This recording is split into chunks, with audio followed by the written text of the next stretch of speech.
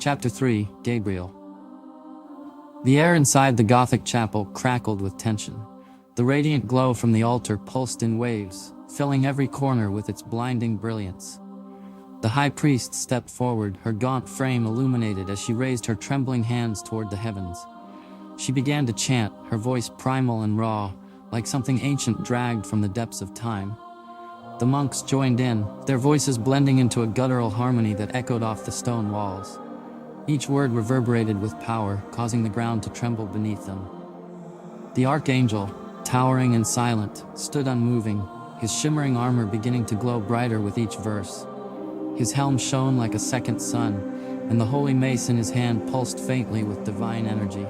Lilith watched from across the chapel, her ember-like eyes narrowing. "Oh, Gabriel," she said, her voice dripping with mockery, "you always were the obedient one. Do you ever question his commands, or do you simply carry them out like the good little soldier you are?" At the sound of his true name, the Archangel turned his head slightly, though he remained silent. Lilith stepped closer, her voice rising in derision. "Your God," she spat, "claims to offer free will. And yet, what does he give those who do not follow his path? Eternal damnation. Is that free will, Gabriel? Or is it simply the illusion of choice?"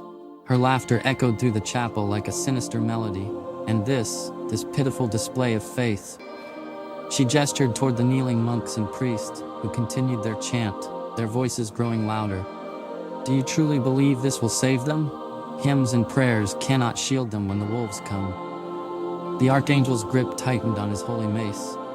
His silence was unbroken, but his stance shifted slightly. Lilith's smile widened. "No answer? Perhaps I struck a nerve, or perhaps," her ember-like eyes gleamed. "You already know I'm right." The mace swung. It was a blur of divine light, cutting through the air with terrifying speed. But before it could connect, Lilith dissolved into mist, her laughter trailing as her form vanished. She reappeared above the Archangel, her jagged wings unfurling as she released a torrent of bats that swirled around him in a chaotic storm.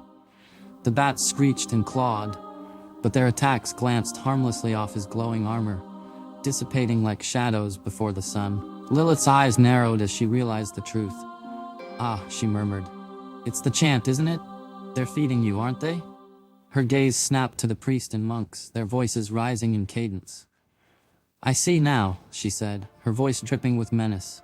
"If I cut the shepherd, the flock will scatter."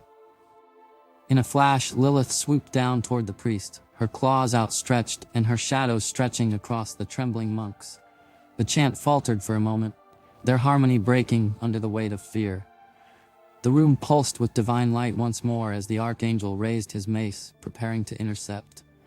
With the chant silenced, the glowing armor surrounding Gabriel began to dim.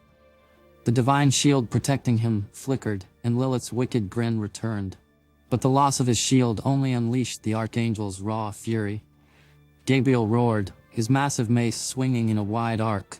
The air cracked with the force of the swing as the weapon smashed into a towering stone pillar, reducing it to rubble. The monks closest to the impact were thrown backward, some struck by the debris, their cries drowned out by the cacophony of destruction. Gabriel moved like a storm, his mace breaking pews, pillars, and stone walls as he advanced on Lilith, his silent rage palpable. Lilith moved like a shadow, quick and elusive. Each swing passed harmlessly through her as she vanished and reappeared in a swirl of darkness. When Gabriel turned to face her once more, she reappeared behind him, her movements silent and precise. "Poor Gabriel," she murmured, her claws grazing his face as her voice turned to a silken taunt. "The obedient soldier, raging blindly in a war you cannot win. Do you even understand why you fight?" Her touch lingered for a moment, her ember-like eyes gleaming with malice. Before Gabriel could react, Lilith's form shifted, the air around her swirling violently. In a single swift motion, she unleashed a gale of dark wind that pierced through his armor. The divine light surrounding him dimmed further, cracks forming in the once impenetrable plates of his celestial armor. Gabriel let out a guttural sound, staggering as he fell to his knees. His mace struck the ground, sending a resounding echo through the shattered chapel. Lilith stepped back, her wings unfurled as she gazed down at him, her smile returning. As Gabriel knelt in defeat, Lilith turned her back on him, her wings folding neatly as she strode toward the ruined chapel doors. Her claws clicked softly against the shattered stone floor, the fading divine light casting long shadows behind her. Pushing the heavy doors open, she stepped out into the night, the blood rain falling softly on her face. She closed her eyes for a moment, inhaling the air of chaos and ash.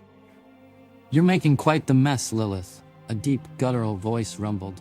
Her ember-like eyes snapped open, her lips curling into a faint smile.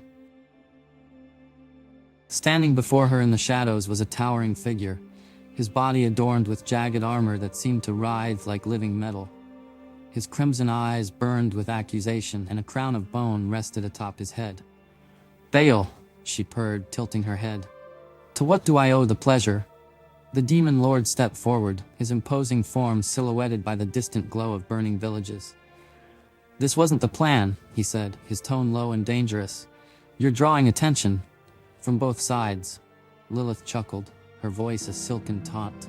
"Oh, dear Bael, when have I ever cared for their plans? Chaos, after all, is what we were born for."